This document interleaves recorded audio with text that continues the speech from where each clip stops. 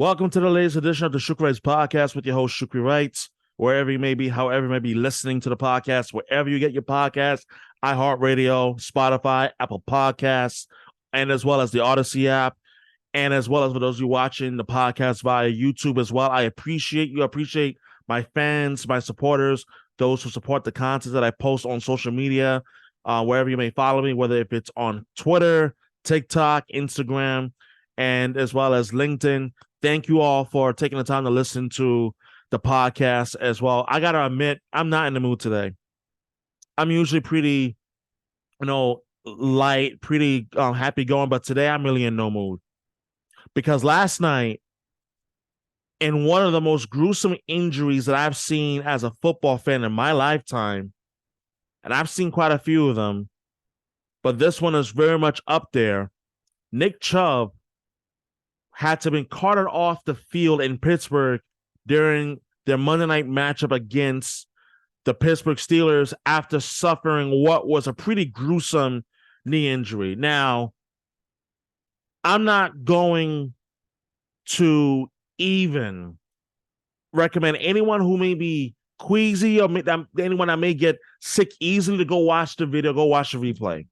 I shared it in the immediate moments after it was posted on Twitter, but even then, it's pretty damn gross. My heart goes out to Nick Chubb. I feel bad for him, the player, but I don't feel bad for the Cleveland Browns. I genuinely don't. So, what I ultimately want to talk about, and what I am going to talk about in this segment of the podcast, is there is a reason why. There's a reason for every fight. There's a reason why when you are trying to spearhead change, when you're trying to change along with standing culture or a way of doing business, there's a reason why that reason is to be had.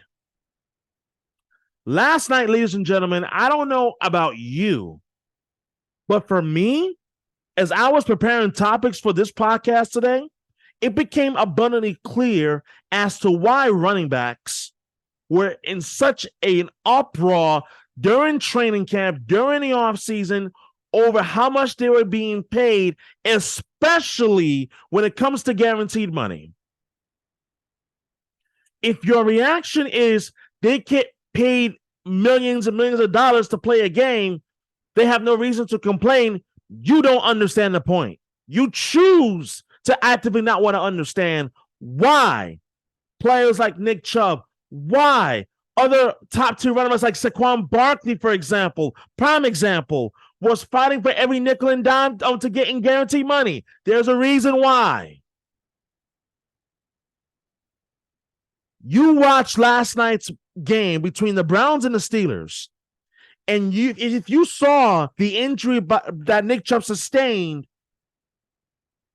you realize that, you know what?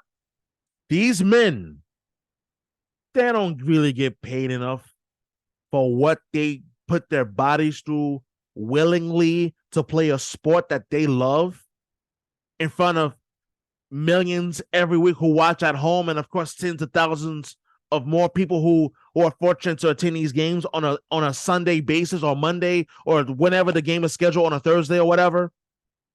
They're not getting paid enough. So when I think back to this past summer, when running backs across the league were voicing their displeasure over the contracts that running backs were receiving across the NFL in comparison to quarterbacks, pass rushers, wide receivers, and so forth, offensive line included as well, they realized they were basically at the bottom of the totem pole in terms of pay, in terms of guaranteed money. Because remember, for those that don't know, NFL contracts are not guaranteed. They're not guaranteed at all. For example, you may see, let's say, player A may get 5 years, $100 million, but that $100 million isn't fully guaranteed. Out of that $100 million, maybe 60 million is guaranteed. Maybe 65 million is guaranteed, depending on the caliber of player that you are. When you see a player have a potential career-threatening injury, or in the case of DeMar Hamlin, because we got to keep it real, because I'm going to use DeMar Hamlin as an example. We have a life-threatening situation. You're not thinking about football. You're thinking about your life. You're thinking about your livelihood. You're thinking about your family. You're thinking about making sure that you, the individual, is taken care of financially should something ever happen to you on an NFL field, God forbid. So when Nick Chubb's injury happened during last night's game, one of the thoughts that came to mind was, man, I hope at worst this is just only a season-ending injury and he can come back next summer ready to go for training camp, and that this is not a career-ending injury. Because, ladies and gentlemen, may I remind you that Nick Chubb had a similar injury, unfortunately, during the 2015 season while he was at the University of Georgia. A torn ACL, MCL, it was bad. And unfortunately, Twitter does a terrific job of keeping receipts of all sorts. That tweet was brought up again last night in both picture form and in poorly worded form, thanks to Adam Schefter. So as a result, we were reminded that Nick Chubb, unfortunately, with the same leg, with the same knee, this is not his first time sustaining a gruesome injury to that same leg. And now you have to wonder, is this going to change the trajectory of his career? And it's a legitimate question to wonder now. But we do know this. Surgery is happening. His season is over. But moving forward, let me ask this question to specifically the NFL owners. As much as you want to make sure that the quarterback gets paid, understandable. As much as you want to pay for high premium talent at the skill positions, running back, wide receiver, and tight end. I get that. When are you going to start paying running backs their due? When? Because last night, it could have gone even worse in a sense that if the injury was severe enough, he could have lost a leg. What was he going to do? What was he going to do then? The point that I'm driving home in all of this is this. I am angry not because of the injury. It is because I come to the realization that running backs should be paid. And they should be paid well in terms of the guaranteed money. Now, from what I understand, the CBA has a lot to do with it, but it isn't the sole reason why running backs are not compensated as well as some of their counterparts across the NFL. But I look at a player like Nick Chubb, for example, I'm just using it as an example, right? That you suffer a catastrophic injury and you got to wonder about how is that going to impact my next contract? How is it going to impact this or that? Another example you can use, Saquon Barkley. You don't got to look no further. This is someone who had missed significant time due to injury. One of the best running backs from the line of scrimmage in the NFL when healthy. He's been electric in the NFL since he arrived in day one back in 2018 out of Penn State. There is a reason why that Saquon Barkley was holding out during training camp. There was a reason why that running backs had historically been holding out because they weren't getting on that contract. They weren't getting the guaranteed money because they understand the value of a running back decreases once you hit age 30. That's a proven fact. And should you get injured during your prime years in which you're going to miss game time and important time and so forth, what does that do to your value? That's the question. Oh, you were injured. Oh, you had this injury. Are you sure you're going to be able to produce? Are we going to get that same production? Now, GMs and owners have that excuse like, well, he was injured before, so I'm not so sure how productive he is going to be. This is why it's important that running backs get paid, and you pay them fairly. You give them that guaranteed money. Yes, you got to take care of the quarterbacks. I'm not saying that you don't take care of your quarterback or your receivers or your tight ends or your offensive line or your D line. That's not what I'm saying. But what I am saying is the running back position has been the one position that has been grossly overlooked in the NFL in terms of pay and compensation and guarantee money. You could be the highest paid running back in the league, and half that money on that contract is only guaranteed. The other half ain't.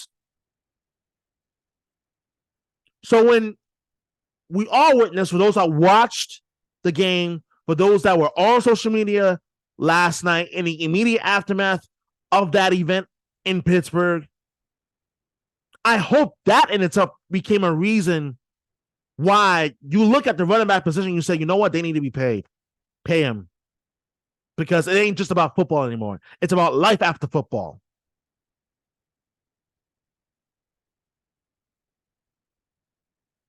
Man, that injury really bothered me, and it bothered me a lot. As I was preparing for today's episode of the podcast, it's gross. It's a grotesque injury. There's no other way to put it.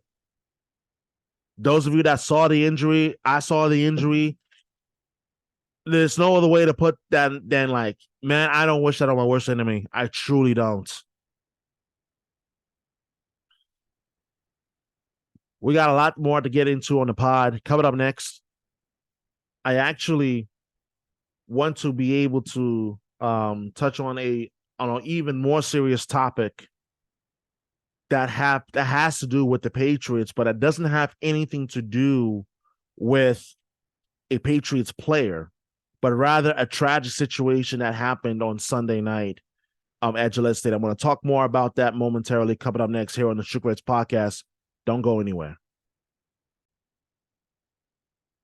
Welcome back to the Shukri Wrights Podcast with your host, Shukri Wrights. Hope you are having a good, solid Tuesday so far, wherever you may be, however you may be listening to the podcast or watching it on YouTube via my YouTube channel, the Shukri Wrights, as well. I started off the podcast on a very serious note, and in this segment, I'm actually going to continue this mood and this theme, because this story that I'm about to touch on is truly no laughing matter, no matter how you look at it. It's sad, it's tragic, it is flat out disturbing. No other way that you can slice or dice it. So on Sunday night, the Patriots were playing the Miami Dolphins at Gillette Stadium, in which I've been there countless times myself during my time when I lived in Boston as a Patriots fan. Terrific atmosphere no matter who's visiting and so forth, especially if it's a divisional game. I've been to a Dolphins-Pats game myself. It can get pretty intense between Dolphin fans and Patriot fans. But in this one particular instance, unfortunately, things escalated to a level where it cost someone their life and forever destroyed a family. Patriots fan Dale Mooney got into an altercation at Gillette Stadium with a Dolphin fan, and a video that has circulated around Twitter. And unfortunately, according to several people who had tweeted about it, he apparently was hit in the head and he fell to the ground and was rushed to the hospital where he died. It's disturbing. It is tragic. It is a story that has been picked up locally by the Boston by the Boston media, and something that I strongly believe it needs to be talked about, because Boston, we know as a city and as a region that we can be pretty harsh, pretty rough in terms of the love and the rivalries that the local sports teams have with with other teams, whether they be in the division, within the same league, or whatever the case may be. But in this case, on what planet did Dale Mooney deserve to die? It was a Dolphin fan who basically took the man's life. And I'm not going to use this to paint all Dolphin fans bad, because that's not fair. I'm not going to do that.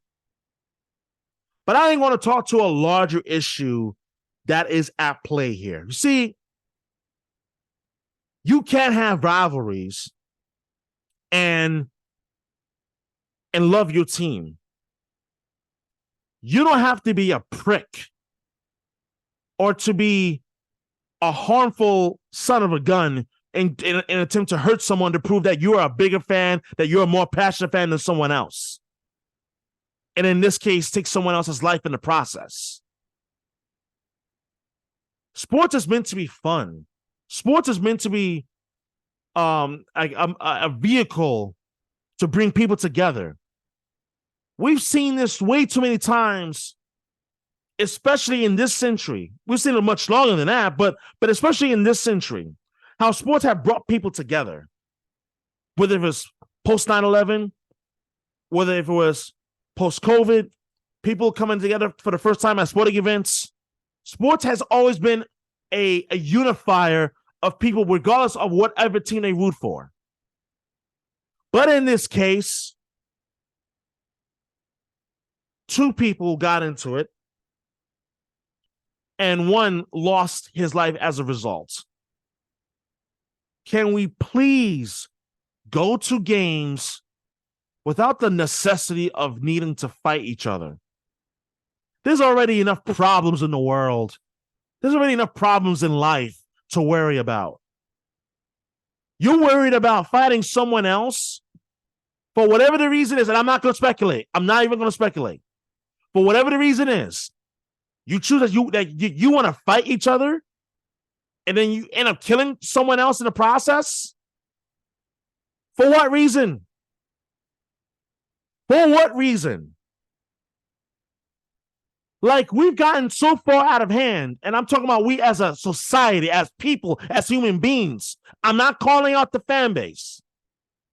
But we've gotten so far and away from being decent human beings that you can't even go to a rivalry game without now having the thought of, oh my God, you may have a risk of getting your ass kicked by someone else who, because that person wants to be more irate. I don't even care for the reason. Folks, it's sad. It's tragic.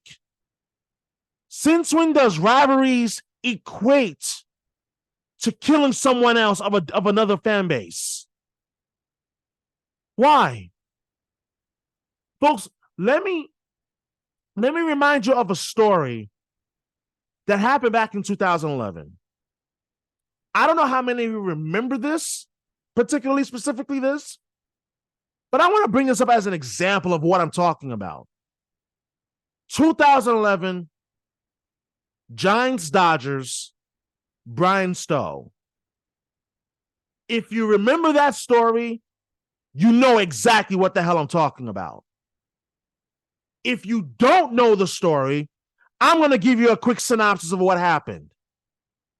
Giants-Dodgers at Yankee Stadium. The San Francisco Giants, at that time of the incident, they were the defending World Series champions. And anyone that follows baseball knows Giants-Dodgers, one of the fiercest rivalries in all of sports, in baseball no less. Brian was walking back to his car when he got into it with some Dodger fans outside in the parking lot of Dodger Stadium. and was basically knocked out into a coma. Nearly lost his life.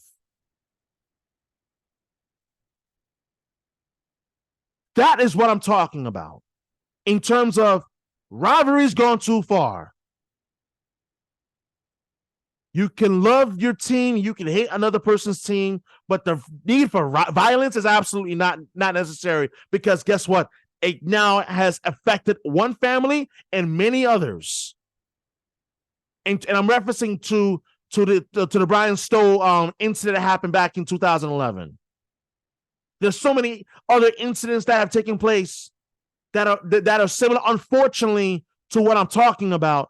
But I think fans can use a bit more decency, human decency, and not get into altercations of an opposing fan base. Like, what are you trying to prove exactly? That you're the tougher guy, that you're the stronger guy, that you got more cojones than a guy across you because you root for a different team? Like, what the hell are we doing here? Like, how is it that one wakes up in the morning of game day, gets ready to go to the game, enjoys himself, gets into it, and ends up dead by night's end? Is this what we've come to? Please tell me. It's gross, it's disturbing, it's disgusting, it's infuriating. You should be angry. Because I'm angry. Not just because you should be mad because I'm angry, no, but because it's just wrong. It's just wrong. I hope that the Mooney family, that I send them all the love and the condolences their way, because this is tragic. This is tragic. This is hurtful. This is sad. And that's a family that's never, ever going to be the same. That is a family that just lost a husband, or they lost a father to his children. They're never going to get that back. And I hope that the person who hit Dale is brought to justice, because this is about a human taking another human being's life. Nothing more and nothing less.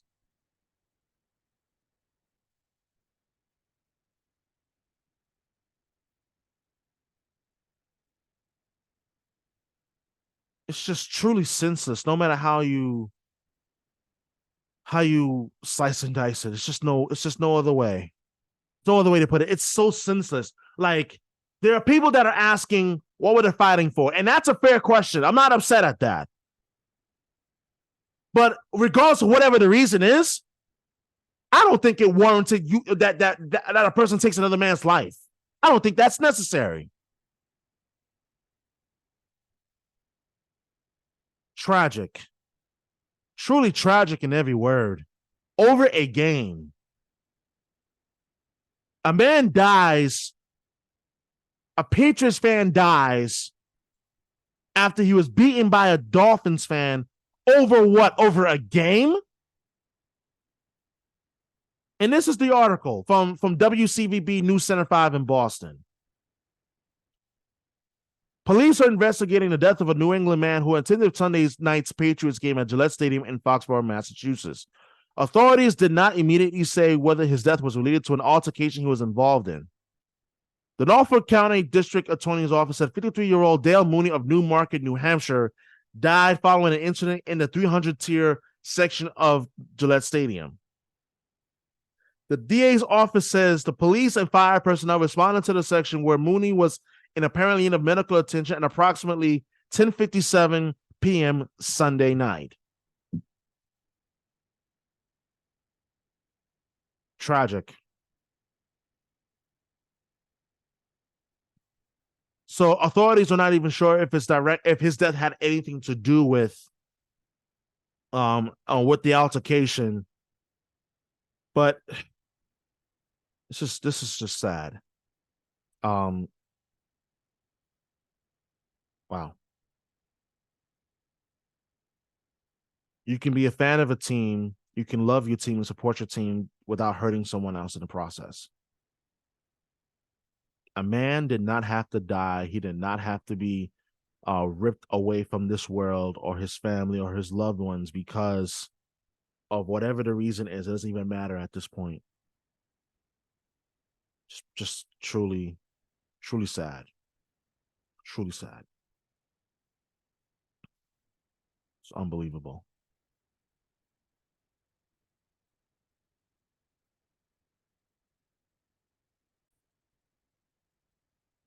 Coming up next, I actually want to touch on my thoughts on the Colorado Buffaloes, just overall in terms of Deion Sanders and what he has done for college football so far in its early season success that the Colorado Buffaloes have had under his watch. That plus my thoughts and much more coming up next here on the Shukri Wrights Podcast. Don't go anywhere.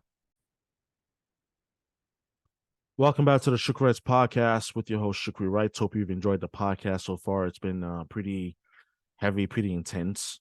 Early on, I talked about Nick Chubb, his season-ending injury, and why that in itself should add furthermore fuel to the fire that running backs are not compensated the way that other positions are in the NFL.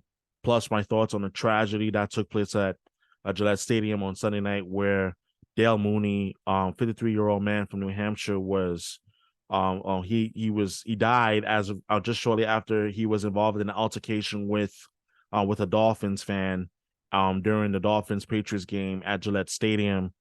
And I want to try to shift it into something a bit more lighter to wrap up this episode of the Shukri Wrights Podcast. And I want to talk about the impact of Deion Sanders, because a lot has been made, a lot has been said in terms of what Deion Sanders has done specifically at Colorado, but I also want to say that what he's also done for college football. For those of you that don't know, the Colorado Buffaloes are part of the Pac-12, and prior to this year, they had been a laughingstock for the longest of time. Deion Sanders arrives, he gets hired after previously coaching at Jackson State. He basically tells, well, not tells, but puts it out there saying that, hey, if a lot of you should in fact hit the transfer portal. And about 50 players from last year's Colorado Buffalo team hit the transfer portal. And Deion essentially on the fly retooled the roster through either bringing in players from the transfer portal or bringing in his quarterback, which also happens to be his son, Shedeur Sanders.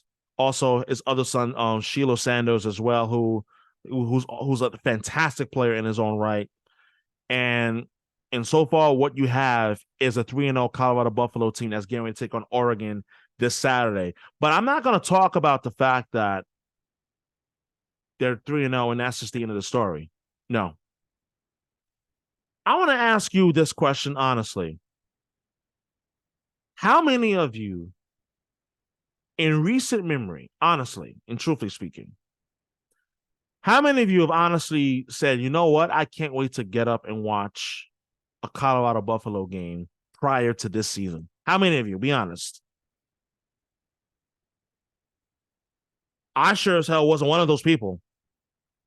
I was not one of those people at all. But this year, when Coach Prime arrived and seeing what he has done and out in Boulder, Colorado, in terms of bringing the eyes of the college football world to Boulder, Colorado, it's been absolutely amazing to see.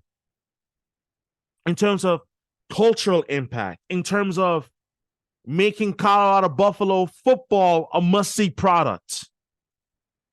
I don't think it's shocking news for me to even say Colorado Buffaloes are must-see TV. If you were to ask me, who do the Colorado Buffaloes play next year? Oh, they play Oregon. When do they play? On Saturday. What time and what network? Oh, 3:30 p.m. Eastern on ABC. Coach Deion Sanders has made the Colorado Buffaloes the biggest story, not only in college football, but also in sports. He has made the Colorado Buffaloes must-see TV. And if you are fortunate to have watched the Colorado State and the Colorado game on Saturday night, and what was an absolute barn burner of a game, you see why. You should have saw why then Colorado is must-see TV. And just real quick, shout out to Coach Prime for the class that he exhibited following the Blackburn hit on two-way star Travis Hunter that left him with a lacerated liver. Coach Prime could have been a real douche or a dick about it, but he actually exhibited a tremendous deal of forgiveness, class, and a prospect that process that make me respect him even more, both as a coach and as a man, because everyone that watched the game know that was a malicious hit. But Henry Blackburn don't deserve death threats at him and his family. Solely unnecessary. Truly unnecessary. Like, I get that he was the one that took out Travis Hunter, but Henry Blackburn doesn't deserve death threats. You want to be angry with him? Fine. Should he have been ejected from the game? Absolutely. But death threats, no. But what Coach Prime has also done, he's brought A-list celebrities and guests to perform. I mean, if you told me that Lil Wayne was going to be performing out there, man, listen, I wouldn't have believed you. If you told me that he was going to get other NFL players, most notably, I think from what I understand, he's trying to get Warren Sapp on his coaching staff if he isn't there already. I mean, my gosh. What he's doing in Colorado is nothing short of amazing. It is absolutely amazing what Colorado is doing right now under Coach Prime. Talk about the rise to superstardom that is Shedeur Sanders. I mean, if you watch any of the Jackson State games last year, I watched, like one or two, I'll be honest with you. But I had a hunch and I had a feeling that this guy is something really special to watch. But what we've seen through the first three games, especially in the Buffaloes comeback win on Saturday night over Colorado State, that dude is him. He is him. And it doesn't hurt that his mentor happens to be the greatest quarterback that ever walked this planet in Tom Brady. Stop me if you've heard that before. Right? Culture, what he's done for the locker room, the coaching staff, the way that he inspires these young men to go out and battle for him. This is why leadership and having a great coach who is sound in principle and morals matters in sports. You look at Coach Prime and you look at Mike Babcock. Two different sports, but the message remains the same. Mike Babcock may have been a winner in Detroit, winning the Stanley Cup as a head coach in 2008. But for years, his reputation was that this guy was a complete hard ass. This guy was a complete prick. Which, those of you that know about the Columbus Blue Jackets situation should realize that this really was no surprise. This was who Mike Babcock was all along. In comparison, in contrast, Coach Prime, Deion Sanders, he had success at Jackson State. He got pried away, meaning that he was hired by Colorado just shortly after an 11-2 season at Jackson State. And so far, Colorado is 3-0. And he's got millions of people, including myself, who truly believes in Coach Prime, and believes what this Colorado Buffalo program can do and what they can accomplish. Now, this is not to crown them as national champions on Tuesday, September 19th, 2023. No. But what this is that this is clearly a program that is 100% on the rise. Will they make the college football playoff this year? I don't know. I mean, who knows at this point? But it wouldn't surprise me, let's say next year, to see the Colorado Buffaloes football program in the college football playoff. It wouldn't surprise me. Because that's the kind of draw that Coach Prime has brought to Boulder, Colorado. See, we all know that recruiting is so important. We know that recruiting in college football is so critical that it is a difference between a winning program and a program that is mediocre to trash. Coach Prime is not only just a great coach, but he sure as hell knows how to recruit. And that in itself, you can call that the Prime effect because it's real. Coach Prime has made Saturdays exciting to watch, a program that have been the laughingstock of college football for quite a while. This Colorado team was 1-11 last year. 1-11. They're currently 3-0.